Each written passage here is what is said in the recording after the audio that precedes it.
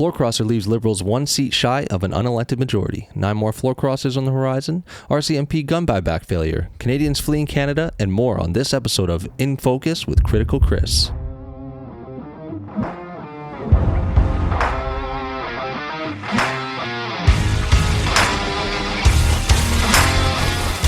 Welcome to another episode of In Focus. Not short enough to be a reel and real enough to not be too short. Just enough to get in, get out, and get on with your day. I have a few requests for my audience. Please make sure to like, subscribe, and comment when tuning into each show or live stream. This feedback helps me determine which formats are working and which aren't. It also helps the videos get out to other people who may be interested in tuning into the shows. To the news. I'm going to open with breaking news as of yesterday on the most recent floor crosser, Marilyn Gladu. Gladu released a statement today announcing the betrayal to her constituency. Dear citizens of Sarnia-Lambton, the past year has been like no other that Canada has ever faced. And I've heard clearly from constituents that you want serious leadership and a real plan to build a stronger and more independent Canadian economy. That is why I have decided to join Prime Minister Mark Carney and Canada's new government as the newest member of his caucus. It's a privilege to have served as your member of parliament for more than a decade, and I have made a choice to do the best thing for our community's priorities and, importantly, for our country. The experience I gained working globally across many sectors will be important to help our Prime Minister continue to deliver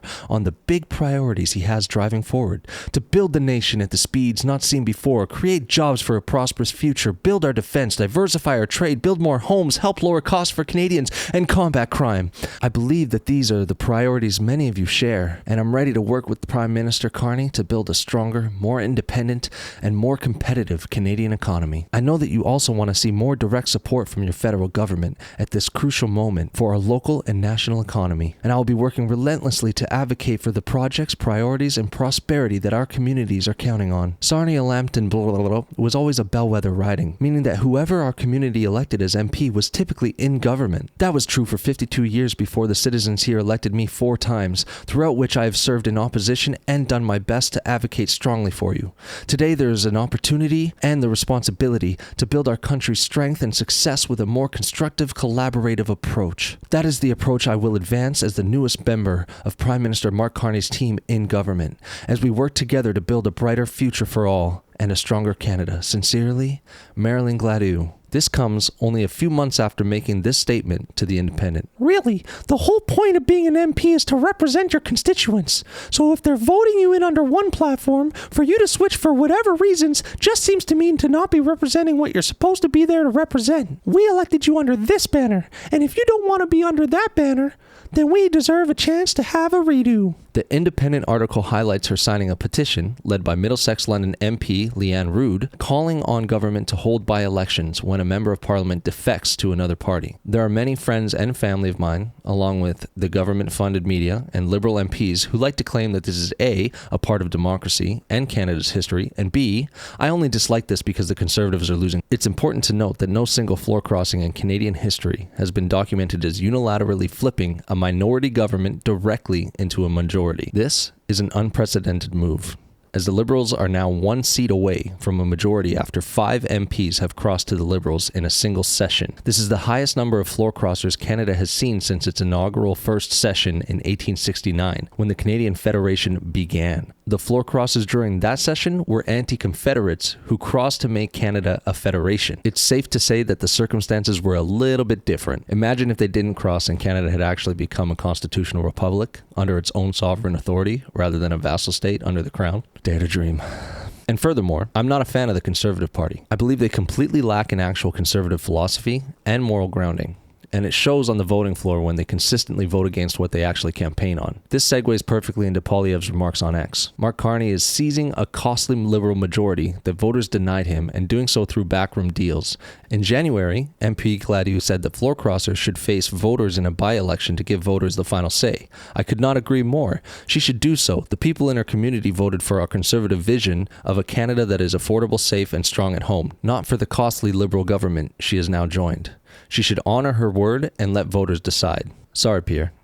You're again letting your mouth write a check that your political votes can't cash. An act was tabled in 2012 to prevent this exact scenario from taking place, and you voted against it. The Conservatives need to work on meaning what they say and say what they mean. This all follows mere days after an explosion of responses on X to Joel Dennis Bellevance reporting that up to 10 MPs were considering crossing the floor to the Liberals several days ago on CTV. Quite a few cups. Do you agree with the assessment around the election? Yes, Mr. Carney does not want an election, but also he's got some key people talking to opposition parties. I'm told up to 10 MPs are still in discussion with Liberal delegates from Mr. Carney's office. So there's still discussion going on. So they're still hoping to get more of opposition MPs from the Conservative Party or even the NDP, not the Bloc Québécois, I don't think, but it's still a possibility that more may cross the floor to join the Liberal cans. So I guess we know who one of the floor crossers was. Moving on. Canadians are fleeing Canada in droves. According to Statistics Canada, as reported by Human Resources Director, 106,134 people emigrated from Canada in 2024, the highest annual total since 1967, and it didn't slow down.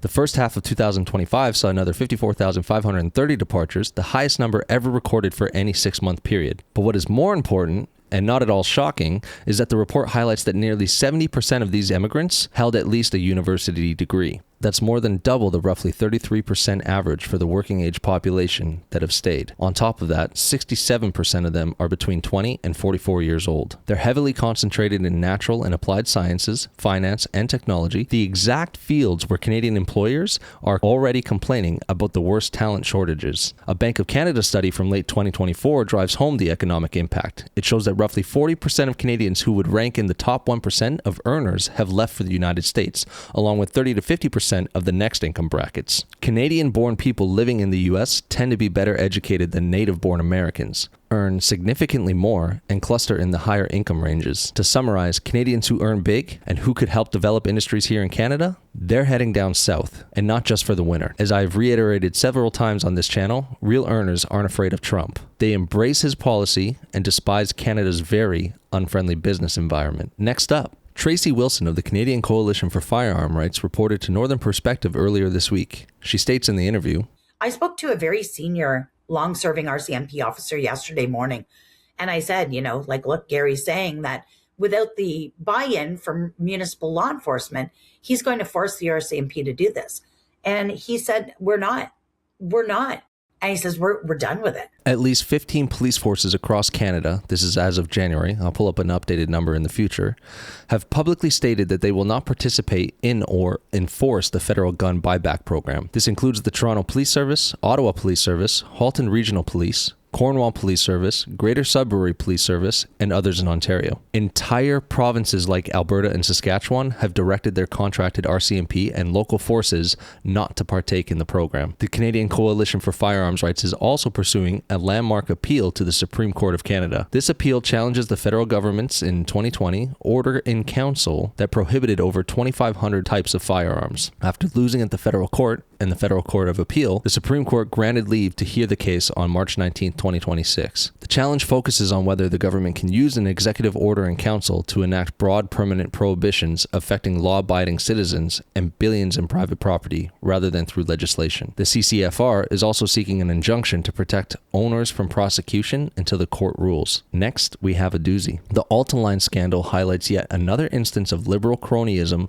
and lax ethics under the Carney government. Finance Minister François-Philippe Champagne's partner, it hasn't been determined if she is his wife or common law, Anne-Marie Godet, was announced back in August to serve as Vice President of Environment for the Crown Corporation overseeing the massive $90 billion high-speed rail project connecting Toronto to Quebec City. This has been touted as both the largest and one of the largest infrastructure development projects in Canadian history. Despite Champagne's claims of recusing himself for related decisions, no formal conflict of interest screen appears in the Public Registry of Ethics Commissioner. This is raising very serious questions about transparency and accountability in a project already ballooning in costs to taxpayers. He also partook in a vote late last year that concerned the project, contradicting his claim of recusal. This is the same playbook that has plagued the past Liberal infrastructure pushes. Prioritize insiders and loved ones over integrity and proper oversight while Canadians face higher taxes and debt for what are at best questionable projects. I am currently writing an in-depth investigative report on the situation and on the history of the project itself. The report will be released released on a future episode of Beyond the Headlines. Last up, Prime Minister Mark Carney announced the Build Community Strong Fund on April 7, 2026 in Brampton, Ontario, highlighting the first tranche of 13 local infrastructure projects with $300 million in federal funding as part of a larger $51 billion commitment over 10 years. Prime Minister Carney identified the Embleton Community Centre as the project that will kickstart this fund. He presented it as a new $64 million federal investment that would be completed in 2028. I'm pleased to announce that Canada's new government will be investing $64 million to build the new Embleton Community Centre and Park. This is huge. This is hugely exciting. Let's take a look at this project. According to the government's website, as you can see, the project began during Mark Carney's first year in office. Okay, good job, Carney. You upheld your promise of working to develop new projects in our communities.